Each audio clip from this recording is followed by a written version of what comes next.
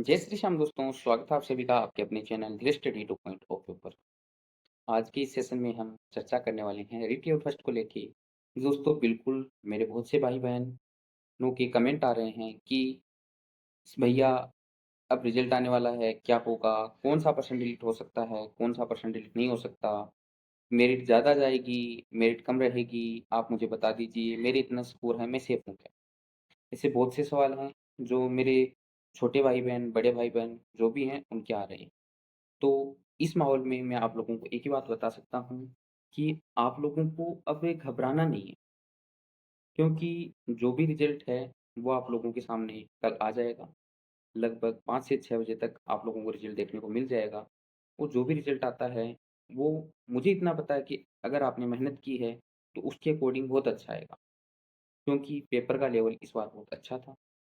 एक शानदार लेवल का पेपर बनाया गया था। हाँ, कन्फ्यूज़िंग पर्सन बहुत ज़्यादा थे, जो नहीं होने चाहिए थे। और जो डिलीट होने वाले पर्सन हैं, उनकी संख्या भी इस बार बहुत ज़्यादा है, जो कि बिल्कुल भी नहीं होनी चाहिए थी। बहुत सी चीज़ें हैं, जो खराब भी हुई हैं, तो उसके बावजूद भी मैं मानता हूँ कि जिसने मेहनत की है, उसका रिज़ल्ट पॉज़िटिव ही आएगा। तो आप लोगों को सबसे पहले तो एक डर को अपने माइंड से निकाल के फेंकना है कि सर होगा क्या? जी दोस्तों, ऐसा कुछ नहीं होगा कि मतलब जो अनएक्सेप्टेड होगा। जो भी होगा वो आप लोगों को कहीं न कहीं पता है। आप लोगों को कहीं न कहीं पता है कि मेरे इतना स्कोर है, मेरा सिलेक्शन हो सकता है, नहीं हो सकता। आप लोगों ने अभी तक कितने कट ऑफ की वीडियो देख लिए होंगे। बहुत सी जगह आप लोग कट ऑफ में आए होंगे, बहुत सी जगह कट ऑफ में नहीं आए होंगे। किसी ने कट ऑफ बहुत ज़्यादा भी बताई होगी, किसी ने कट ऑफ बहुत कम भी बताई होगी। बहुत सी चीज़ें आपने फेस की होंगी। डिलीट पर्सन की वीडियो भी आप लोगों ने देख ली होंगी। मैंने खुद ने भी डाले थे लगभग कि ये पर्सन डिलीट हो सकता है, उसे भी आप लोगों ने देखा है। पर अब इस टाइम पे मैं आप लोगों को एक ही बात बताऊँगा कि कोई भी वीडियो ना देखें। आप आज के दिन अपने माइंड को बिल्कुल शांत रखें। ना तो कोई डेड पर्सन का वीडियो देखना है, ना कोई कट ऑफ का वीडियो देखना है। क्यों देखना है वीडियो?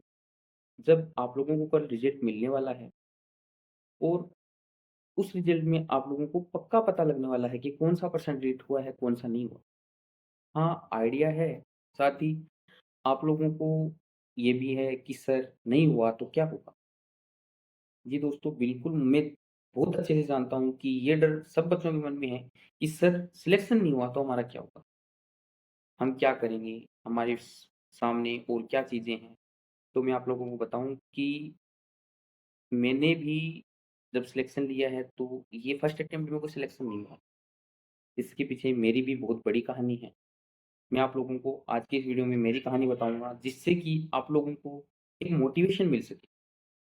ये मेरी खुद की कहानी बताने के पीछे मेरा बस एक ही रीज़न है कि मैं आप लोगों को मोटिवेट कर सकूँ कि असफलता कभी भी आप लोगों का फ्यूचर डिसाइड नहीं करती।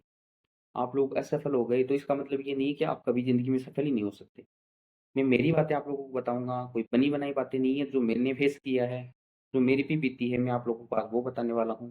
कोई भी इसे अन्यथा ना ले, लोगों को सिर्फ़ एक बात बताना चाहता हूँ कि कैसे-कैसे मैंने मतलब बार-बार असफलता का सामना करके और लास्ट में सफलता का मज़ा चखा। क्योंकि जब मेरे साथ में ये सिचुएशन हुई थी, तो लगभग हर एक आदमी मुझसे दूर हो चुका था। कुछ मेरे फ्रेंड्स थे, सबसे मोटे मेरे माता-पिता और कुछ मेरे हितैषी जो मेरा हित चाहते थे, वो भी मेरे साथ थे और उन्होंने मुझे उस टाइम में बहुत ज़्यादा मोटिवेट किया। आज मैं उन सभी लोगों का बहुत-बहुत आभारी हूँ कि उस मेरे खराब टाइम में जहाँ लोग मुझे ताने दे-दे के परेशान कर रहे थे, हर तरफ से डिमोटिवेशन का मैं शिकार हो रखा था। असफलताएँ बार-बार देखने को मिल रही थी। तैयारी करने का बिल्कुल मन नहीं था कि अब तो तैयारी होगी नहीं। ये अपनी ज़िंदगी की लास्ट एग्ज़ाम थी। मैंने ये तक सोच लिया था कि अब तेरा कुछ नहीं हो सकता।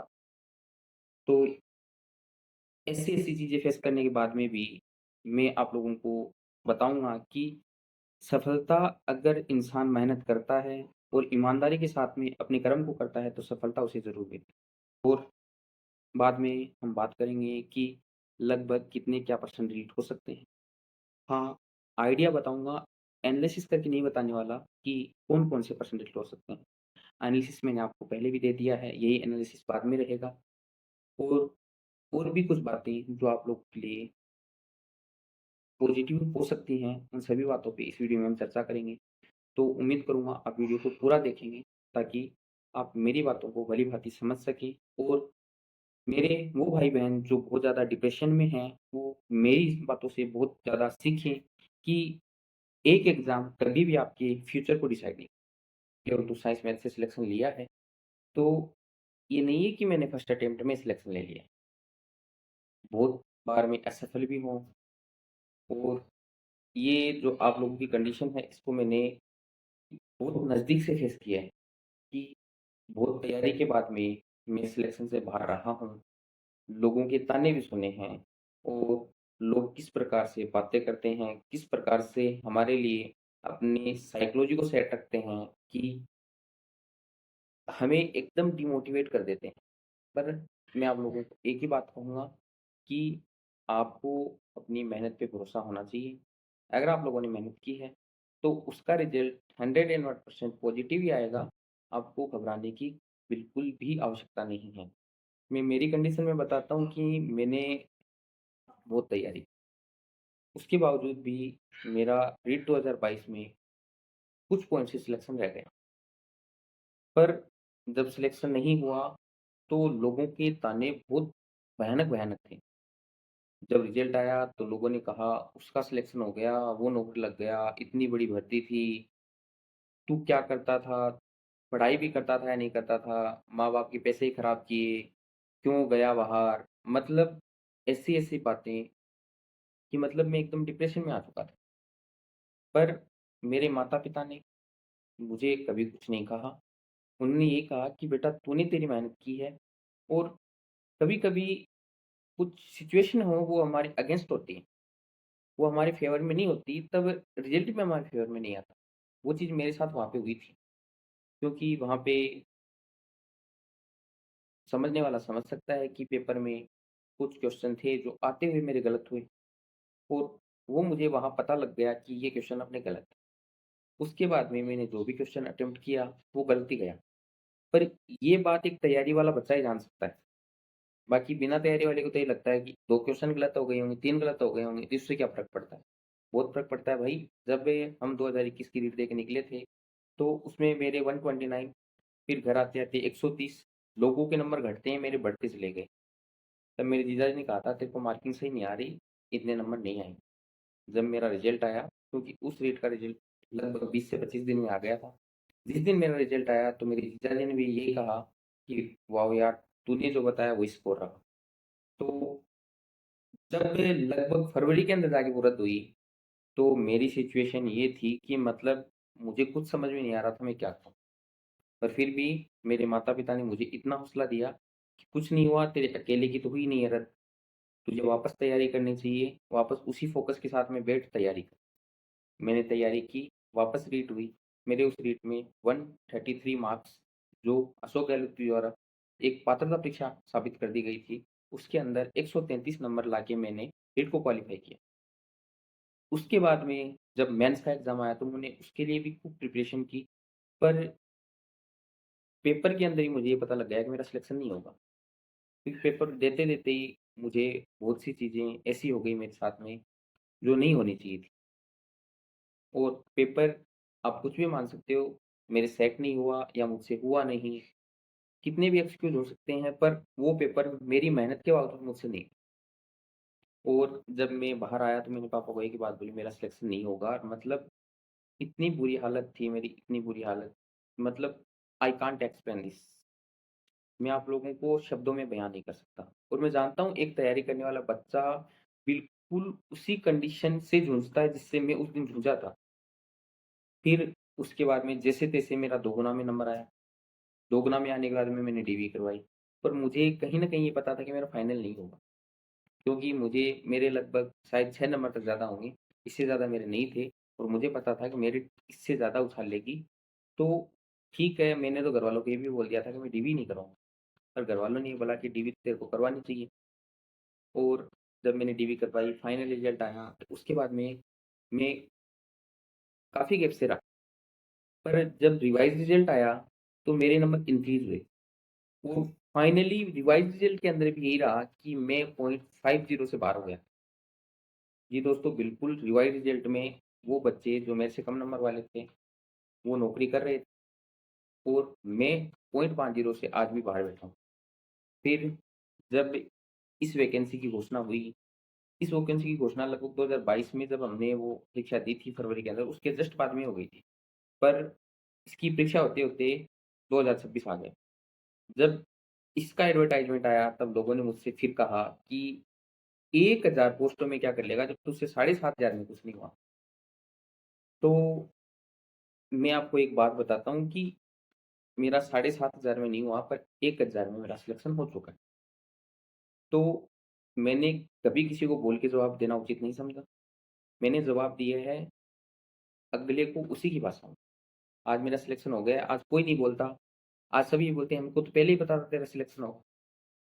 तो ये बात बताने का मेरा ये टारगेट नहीं है कि मतलब मुझे खुद को फ़ेमस करना है या खुद की कहानी आप लोगों को एक्सप्लेन करनी है। मैं सिर्फ़ आपको एक पॉज़िटिविटी देना चाहता हूँ कि जीवन में असफलता आप लोगों का अंतिम वो नहीं है कि आदमी असफल हो गया तो बस अंतिम कदम था, इसके बाद में कोई कदम उठा ही नहीं पाएगा। असफलता इंसान को सिखाती है, कुछ न कुछ सिखाती है। अगर इंसान पहली बार में सफल हो जाए, उसको कुछ नहीं पता कि सफलता होती क्या है और जब बार-बार इंसान असफल होके सफल होता है ना, उस इंसान को पता होता है कि सफलता चीज़ क्या है। क्योंकि उसने उस चीज़ को बहुत संघर्ष के बाद में पाया है और जो पहले अटेम्प्ट में नौकरी लग जाती है, उनको सच में नहीं पता कि नौकरी है क्या चीज़। उन्हें ये लगता है नौकरी तो बस एक बार तैयारी करो, नौकरी लग गई। पर जिसने सही में तैयारी करके बार-बार असफलता फेस किया हो और उसके बाद में भी सफल नहीं हुआ और वो जिस दिन सफल होता है ना, उसकी खुशी एक नेक्स्ट लेवल होती है। तो मेरा तो बस यही कहना है कि आप लोगों को डिमोटिवेट नहीं होना क्योंकि रिज़ल्ट जो भी आए, मैं आप लोगों को एक विश्वास दिलाता हूँ कि जो भी आए पर आपकी मेहनत के अकॉर्डिंग बहुत अच्छा आएगा। आपने जो मेहनत की है उसके अकॉर्डिंग आपका रिज़ल्ट बहुत शानदार आने वाला है और मेरे द्वारा जो कट ऑफ बताई गई है, वो एसएसटी, हिंदी और साइंस मैथ और संस्कृत लेवल 2 में बिल्कुल सटीक गई है। ये दोस्तों बिल्कुल सटीक गई है। संस्कृत लेवल 1 में मेरी कट ऑफ नहीं मैच हुई, तो वहाँ पे मैंने इस चीज़ का क्रेडिट भी लेना उचित नहीं समझा। क्योंकि जहाँ पे मेरी चीज़ सही नहीं होती है, वहाँ पे मैं उसका क्रेडिट बिना काम क्यों लूँ? और साथ ही मैंने रीड लेवल इंग्लिश के अंदर कोई कट ऑफ बताई नहीं थी। तो जो मैंने कट ऑफ बताई है, उस कट ऑफ को एक भी कट ऑफ ने अभी तक पार नहीं किया है। मैंने आप लोगों को वहाँ पे एक सेफ स्कोर दिया था और लगभग एससी-एसटी कैटेगरी को छोड़ दूँ, तो लगभग हर एक कैटेगरी का सेफ स्कोर मेरे सेफ स्कोर के बीच में रुकता हुआ नज़र आ रहा है। आप लोग हिंदी की भी चेक कर सकते हैं, आप एसएसटी की भी कर सकते हैं, आप रीड लेवल 2 संस्कृत की चेक कर सकते हैं और रीड लेवल 2 साइंस मैथ की भी चेक कर सकते हैं। मैंने जो कट ऑफ बताई है, उसे कोई कट ऑफ पार नहीं करेगी। हाँ, लीड पर्सन से थोड़ा बहुत फ़र्क पड़ सकता है। साथ ही बहुत से लोगों की ये कमेंट है कि सर आप एक वीडियो लेके आएँ, जिसमें आप ये बताएँ कि समराइज़ करें कि कौन-कौन सा पर्सन डिलीट हो सकता है। दोस्तों बिल्कुल ऐसे वीडियो लाने को ला सकता हूँ, पर अब उनको लाने का कोई औचित्य है नहीं, क्योंकि आप लोगों को मैं बता दूँ कल रिज़ल्ट आने वाला है और आज मैं वो वीडियो लेके आऊँ और उसमें मैं बताऊँ कि ये पर्सन डिलीट हो सकता है। अभी क्यों डर का माहौल के पैदा करूँ? जब आप लोगों को अपने माइंड को रिलैक्स रखना है, बिल्कुल शांत रखना है, उस टाइम पे मैं क्यों डर का माहौल पैदा करूँ? क्या पता मैं जो पर्सन बताऊँ किसी बच्चे के सही हो और वो पर्सन डिलीट हो रहे हों, तो वो बच्चा बिना काम डर जाएगा। इससे अच्छा यही है कि मैं चुप रहूँ और रिज़ल्ट के अंदर जो होता है, उसे फेस करने के लिए आप लोगों को तैयार हाँ, रिज़ल्ट में आप लोगों को मैं एक बात बता दूँ कि 108 प्रश्नों पे आपत्ति लगी है। पर ये नहीं कि 108 प्रश्नों पे आपत्ति लगी है तो 50% डिलीट हो जाएँगे, ऐसा बिल्कुल नहीं होगा। हाँ, मैक्सिमम आप लोगों को बता रहा हूँ 15 से 16% है और ज़्यादातर संभावना जो दिखाई दे रही है, वो मुझे 15 से कम की दिखाई दे रही है, 15 से ज़्यादा की दिखाई नहीं दे रही है। क्योंकि लगभग-लगभग एक आइडिया हमारा जहाँ रुकता है, वहाँ पे मैंने आप लोगों को बताया क्योंकि जहाँ मैंने लगभग साइंस मैथ में 5 से 6% यहाँ तक मेरा आइडिया था कि डिलीट हो जाएँगे। चेंज होने का 1% भी आइडिया नहीं था और बिल्कुल चेंज हुआ भी नहीं है। क्योंकि मैंने खुद ने पेपर दिया था, पूरे पेपर का एनालिसिस किया और मैंने देखा कि चेंज होने की तो कोई संभावना भी नहीं है। चेंज होने के लिए क्या होना चाहिए कि एक ऑप्शन सही होना चाहिए। तो वहाँ तो कोई ऑप्शन दूसरा सही था ही नहीं। तो डिलीट के अलावा अगले के पास ऑप्शन नहीं था कि वो करे क्या? तो साइंस मैथ में जहाँ मैंने 5 से 6% की मतलब संभावना जताई थी, वहाँ 8% डिलीट हुए। हो सकता है हम केवल एक अनुमान लगा सकते हैं। उसी प्रकार मैंने आप लोगों को बताया रीट लेवल फर्स्ट के लिए भी कि 8 से 9%। फिर मैंने पोल करवाया जिसमें मैक्सिमम पोल आए थे 13 से 15%। तो मेरी भी संभावना यही है कि लगभग 13 से 15 और मोटी संभावना 15 से कम की है। हो सकता है 15-16 भी हो जाए, पर इससे ज़्यादा संभावना मेरे को दिखाई नहीं दे रही। तो किसी भी बच्चे को घबराने की ज़रूरत नहीं है कि सर कितने परसेंट डिलीट हो जाएँगे, तो मेरिट पता नहीं कहाँ चली जाएगी। एक बात आप लोगों को मैं बताऊँ तो ये है कि जो परसेंट डिलीट होंगे ना, वो मोस्टली कॉमन बच्चों की सही होंगे। जैसे मैं मेरी बात करूँ तो साइंस में जो 8% डिलीट हुए हैं, उनमें से लगभग 6% मेरे वो हैं जो मेरे सही हैं। आप इस चीज़ को मानिए कि मोस्टली जब ज़्यादा डिलीट पर्सनों का रेशियो आता है ना, तो जितने ज़्यादा बच्चों के सही होते हैं ना, उतने ही ज़्यादा बच्चों के डिलीट भी होते हैं।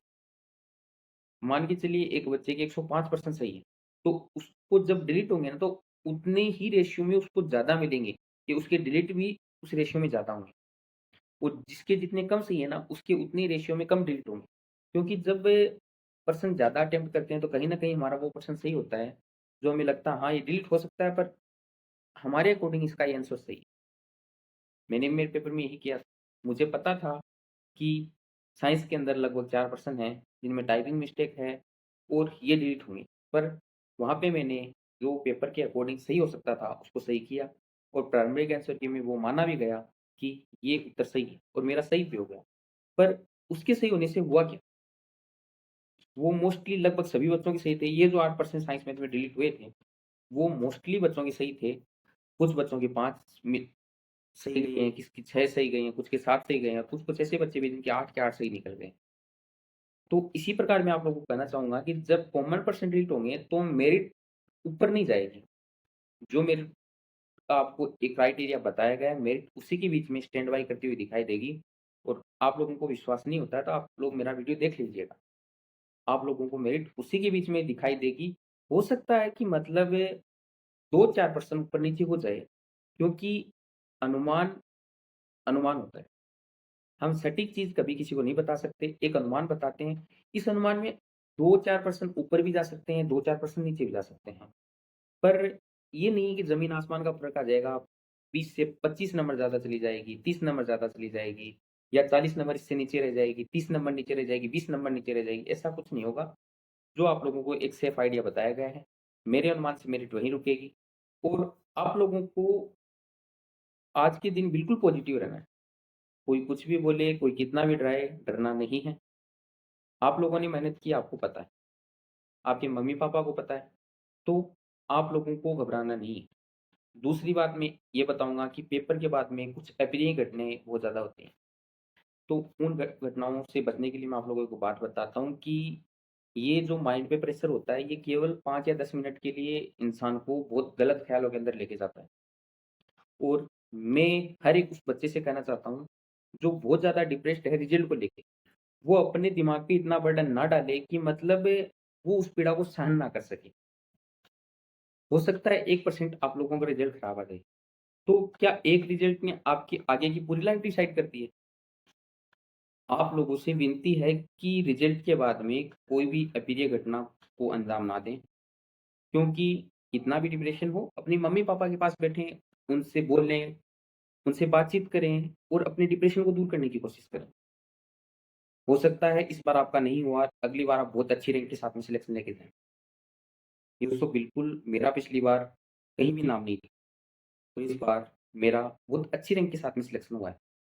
तो मैं आप लोगों को बस इतना ही संकेत देना चाहता हूँ कि ये नहीं है कि एक बार नहीं हुआ तो कभी नहीं होगा। ये कभी भी नहीं होता। एक असफलता पूरी ज़िंदगी का लक्ष्य डिसाइड नहीं कर सकती। आप लोगों को ये बात समझनी चाहिए और उन बच्चों के लिए विशेष तौर से मैं कहना चाहूँगा जो बच्चे डिप्रेशन का शिकार होके कुछ अप्रिय घटनाओं को अंजाम देने की तरफ चले जाते हैं। अप्रिय घटना से आप खुद का नुकसान कर रहे हो। आपके बाद में आपके माता-पिता का क्या होगा? आपके अगर बच्चे हैं, बाल-बच्चे हैं, आपकी वाइफ़ है, उसका क्या होगा? आपकी बहन का क्या होगा? आपके बहुत से रिश्ते हैं जो आपको बहुत प्रिय होंगे, उन सब का क्या होगा? जब भी आप कोई ऐसी बातें सुनते हैं, तो अंदर तक दिल दहल जाता है कि ये पेपर लीक की घटनाएँ, पेपर आउट की घटनाएँ, मेहनत के बाद में नौकरी नहीं लग पाना, क्योंकि ये चीज़ें मैंने खुद ने फेस की है। जब मेरा पेपर बिगड़ गया तो मेरे मम्मी-पापा रात को सोते नहीं थे कि ये कुछ कर ना ले। ये दोस्तों बिल्कुल वो सिचुएशन ही ऐसी होती है, क्योंकि उस टाइम पे हमारा माइंड हमारा साथ नहीं देता। बहुत से गलत ख़्याल हमारे दिल में आते हैं और इन गलत ख़्यालों के अंदर अगर हम 5 मिनट के लिए भी उन ख़्यालों को अपने ऊपर हावी होने देते हैं, तो वो हमें कुछ न कुछ अप्रिय करने के लिए मजबूर कर देते हैं। उस टाइम ऑफ मोमेंट पे हम उस घटना को अंजाम देते हैं और जो ज़िंदगी भर के लिए हमारे माँ-बाप को दुखों के अंदर डुबो के चले जाते हैं। होता क्या है, जाने के बाद में जाने वाला चला जाता है, तो पीछे वाले बहुत ज़्यादा परेशान होते हैं। तो आप लोगों से विनती है कि किसी भी प्रकार को डिप्रेशन को अपने दिमाग पे हावी नहीं होने दें। एकदम पॉजिटिव वे से रिज़ल्ट का इंतज़ार करें। रिज़ल्ट आता है तो उसको शांत चित्त से देखिए और आपका सिलेक्शन होता है तो आप लोगों को बहुत-बहुत बधाई। अगर आप 1 या 2 नंबर पॉइंट से भी चूकते हैं, तो आप लोगों को घबराना नहीं है कि क्योंकि ये आपका अंतिम पड़ाव नहीं था। इसके बाद आप कुछ कर नहीं सकते। अगर आप लोग पॉइंट से 1 नंबर से 2 नंबर से रह रहे हैं, तो इसका मतलब आप सफलता के बहुत ज़्यादा नज़दीक। क्योंकि जब इंसान पॉइंट में जाके रहने लग जाता है ना, तो ये मान के चलिए कि अब अगला पड़ाव उसका बिल्कुल अंदर जाने का है। मेरा जब सिलेक्शन नहीं हुआ, तो वहाँ पे मैंने एक चीज़ नोटिस की कि मैं 2 गुना में वेट लेवल फर्स्ट के अंदर गया। फिर मैं जूनियर अकाउंटेंट का एग्ज़ाम था, तो मैंने सिर्फ़ 1 महीने की प्रिपरेशन के अंदर वो जूनियर अकाउंटेंट के लगभग 2 गुना में अपना स्थान बनाया और वहाँ पे भी मैंने अपना डीबी करवाया। उसके बाद में चतुश्रेणी में भी मेरा फाइनल सिलेक्शन हो रहा है। उसके बाद में रीट लेवल 2 साइंस मैथ में इस बार भी मेरा फाइनल सिलेक्शन हो तो क्या उस एक सफलता ने, 2 असफलता ने और उसके अलावा भी बहुत सी असफलताएँ हैं। स्टेनोग्राफर जहाँ पे मैंने जनरल फाइट करके पेपर निकाला था, वहाँ पे मेरा स्टेनो नहीं किया हुआ, इसलिए मैं स्टेनो का टेस्ट देने नहीं गया। पर मैंने पेपर दिया था और पेपर में मैंने जनरल की मेट फाइट की थी, जो एग्ज़ाम हुआ था उसके अंदर। तो लगभग मैं आप लोगों को बताना चाहता हूँ कि आप लोगों ने अगर तैयारी की है, तो वो आपकी कभी भी वेस्ट नहीं जाएगी। अगर तैयारी की है, तो वो आप लोगों को ज़रूर काम आएगी। आप लोग उस तैयारी से बिल्कुल अपना नुकसान नहीं करने वाले। तो रीट लेवल फर्स्ट के बच्चों के लिए ये एक संदेश है कि अपने माइंड को पॉजिटिव रखें और जो मैंने कट ऑफ बताई है, लगभग उसी के आस-पास या 4 से 5 नंबर ऊपर-नीचे कट ऑफ हो सकती है।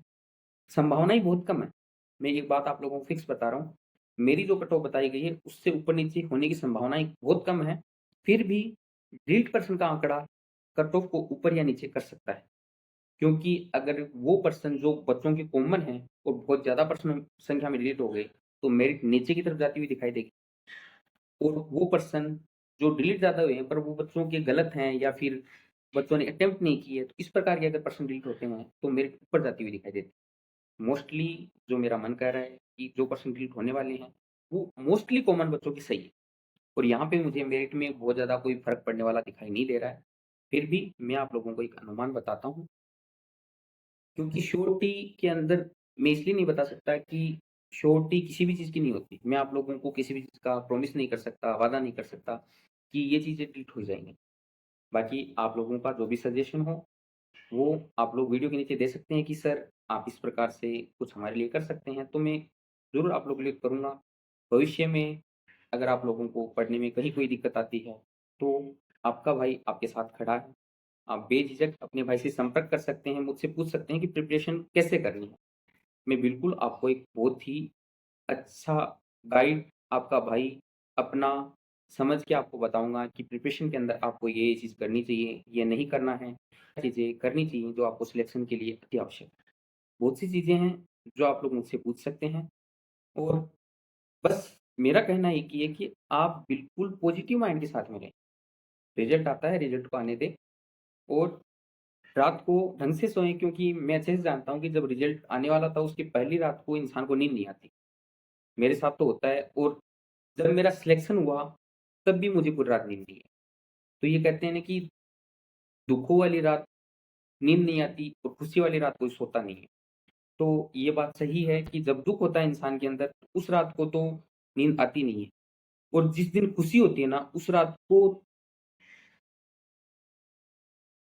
कोई सोता नहीं है, जानबूझ के नहीं सोता। मैं खुद इस चीज़ को मैंने फेस किया था कि लगभग जब सिलेक्शन हुआ, मैंने घरवालों को फ़ोन किया, मैं आउट ऑफ टाउन था उस टाइम पे, तो घरवालों के मतलब आवाज़ में जो मतलब दर्द था कि फाइनली तेरा सिलेक्शन हो गया।